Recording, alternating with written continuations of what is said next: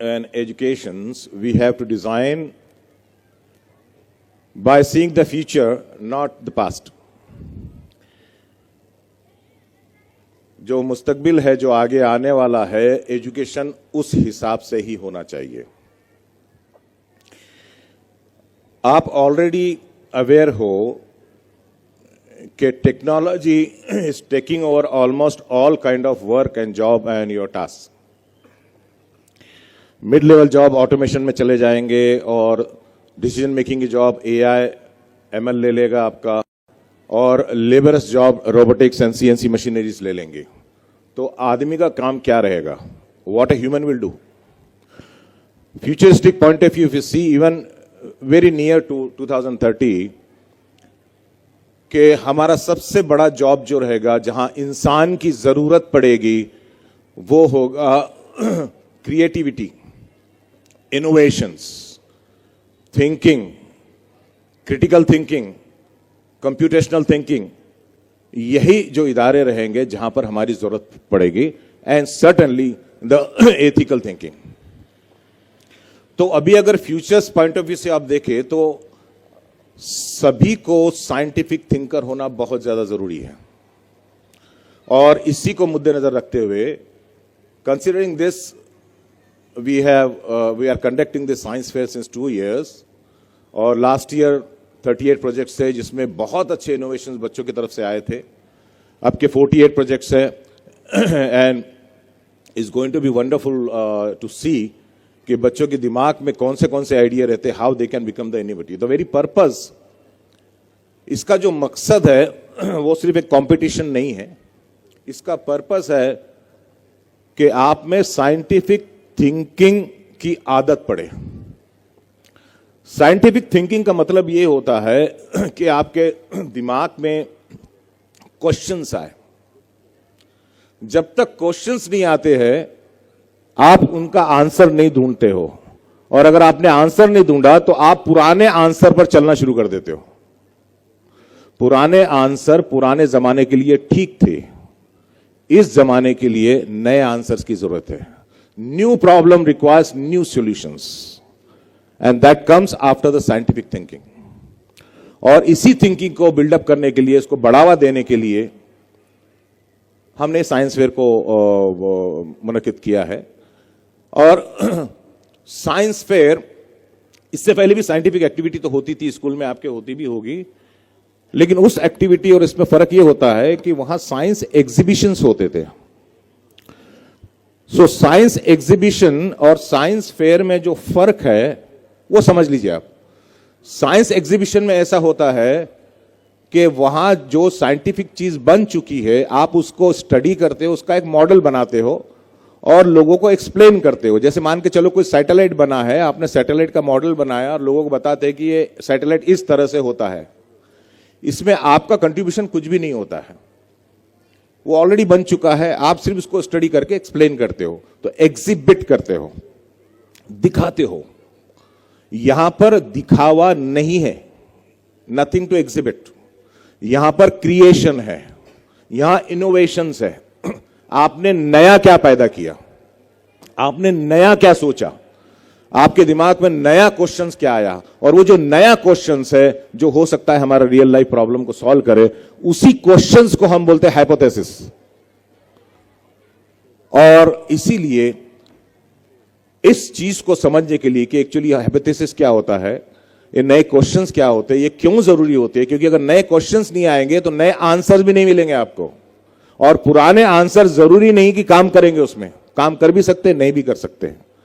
So we need new thinking, we need scientific thinking, and we need critical thinkings. ये आपके future की जरूरत है, आपके बच्चों के करियर की जरूरत है, और आपको जिंदगी जीने की जरूरत है। जो आदमी क्रिटिकल सोचता है, जो आदमी साइंटिफिक सोचता है, उसको कोई एक्सप्लॉइट नहीं कर सकता, उसको कोई गुलाम नहीं बना सकता, उसको कोई बेवकूफ नहीं बना सकता है। तो scientific thinking is must for everybody, और इसी के लिए ये साइंस फेयर है। और याद रखो, इसमें जो आपने प्रोजेक्ट किया है, जो आपने इनोवेट किया है, जिसको आप प्रेजेंट करने जा रहे हो, वही आपका अचीवमेंट है। You already got the reward. You already got the reward. आप में वो थिंकिंग पैदा हुई, आपको पता चला कि हाइपोथेसिस क्या होता है, डिपेंडेंट वेरिएबल्स क्या होता है, इंडिपेंडेंट वेरिएबल्स क्या होती, मेथोडोलॉजी क्या होती, ये सारा पता चल गया आपको, आपके असातिज़ा को, टीचर्स को, आपके स्टूडेंट्स को, सभी को पता चल गया। और यही सबसे बड़ा अचीवमेंट है। और जो आदमी साइंटिफिकली सोचना शुरू कर देता है, जो बच्चा साइंटिफिकली सोचना शुरू कर देता है, वो जिंदगी में बहुत ज्यादा आगे जाता है। वो फिर शांत नहीं बैठेगा। शांत बैठने के लिए आपकी थिंकिंग स्टॉप होना जरूरी है, और साइंटिफिक थिंकिंग आपको थिंकिंग फिर से सोचने पे मजबूर कर देती है, और ये लोग फिर कंटिन्यूसली डेवलप करते चले जाते हैं। और जो लोग साइंटिफिकली कंट्रीब्यूट नहीं करते सोसाइटी को, सोसाइटी उनको याद नहीं रखती है, ये याद रखना। और जब आप साइंटिफिक कंट्रीब्यूशन करेंगे तो the whole world will follow you. आपने देखा, आप जो डिवाइस लेकर घूमते हो, मोबाइल, आपने कभी देखा है किसने बनाया है? किसी हिंदू, मुसलमान, क्रिश्चियन, सिख, ईसाई, किसने बनाया? ये सोचते नहीं हो आप, यू सिंपली फॉलो इट। आप फॉलो करते हो, वो जो चाहे वो आपको पैसे, आप उसको पैसे देते हो। The technology, the innovation and the science is the one which is your contribution as a human being.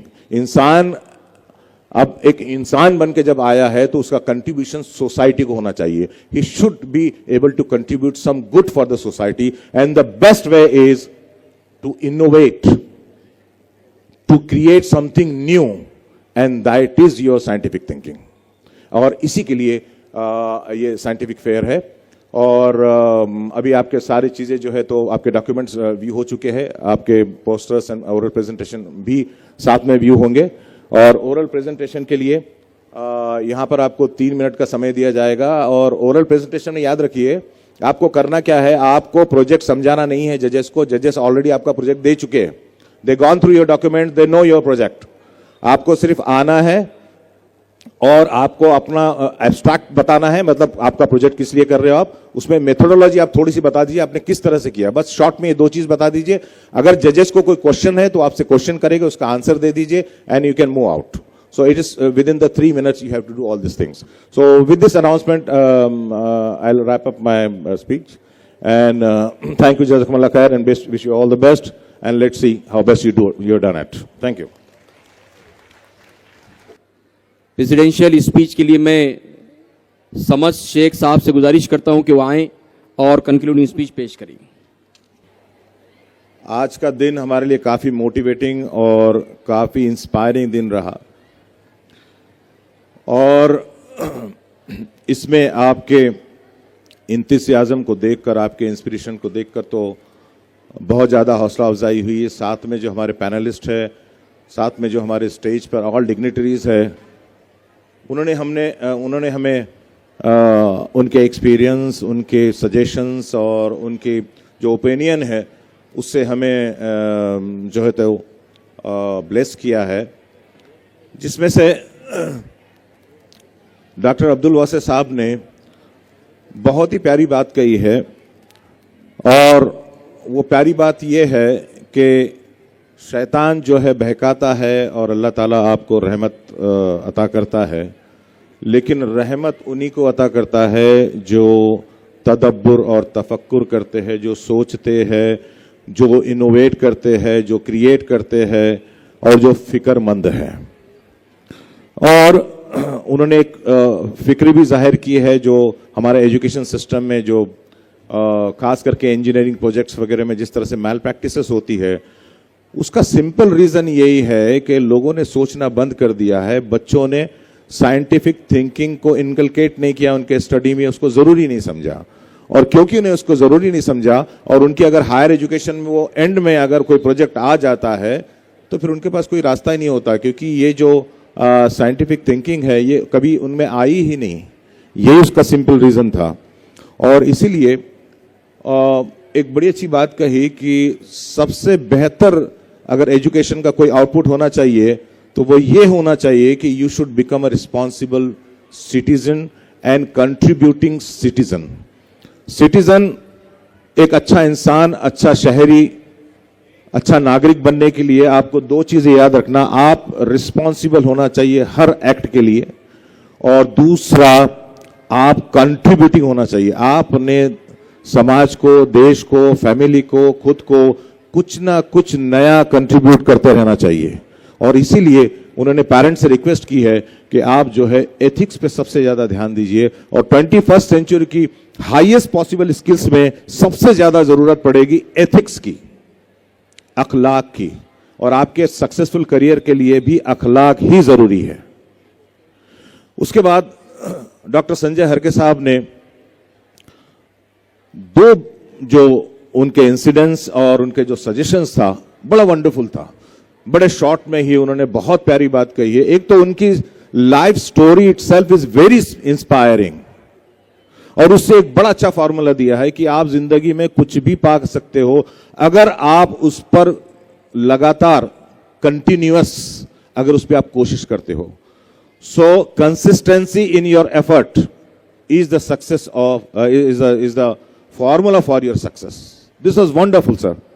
And दूसरा उन्होंने जो फिक्र जाहिर की है वो ये है कि स्कॉलरशिप्स के लिए ऐसे बच्चे या ऐसे लोग जो ज़हनी तौर पर बहुत ही ज़्यादा एक्टिव है, बहुत कुछ करना चाहते हैं, लेकिन जिसके लिए फाइनेंस नहीं है, उसके लिए कोई इंटरनल एक कम्युनिटी बेस्ड या कोई एक सोसाइटी बेस्ड स्कॉलरशिप भी अवेलेबल हो, कि ताकि अगर वो गवर्नमेंट स्कॉलरशिप ना पा सके तो कम से कम ये स्कॉलरशिप से वो अपनी स्टडी और अपने ड्रीम्स को कंप्लीट कर सकते हैं। इसके बाद जनाब इदरीस साहब ने बड़ा अच्छा बात की है कि जो एक सक्सेसफुल फिजिसिस्ट था उसने अपने माँ को सारा क्रेडिट दिया, और जानते हैं क्यों? कि माँ ने सिर्फ एक चीज उसको प्रमोट की है, वो है साइंटिफिक क्वेरी, इंक्वायरी। बच्चे को आप भी कंटिन्यूसली क्वेरी करने दो। जो बच्चा बहुत ज्यादा सवाल पूछता है समझ लेना इसका साइंटिफिक माइंड है, और करीब करीब सारे बच्चे ऐसे ही होते हैं, लेकिन हम धीरे धीरे उनके क्वेश्चंस को बंद करना शुरू, सप्रेस करना शुरू कर देते हैं। So this was the wonderful suggestion we got from all of our dignitaries over here. Time बहुत ज़्यादा हो चुका है, and I will not take much of your time. And I'll thanks again for all our guests over here and all of the dignitaries and judges, and especially all of you to bless this occasion, to grace these occasions, and giving us a pleasure of this scientific community. Thank you once again.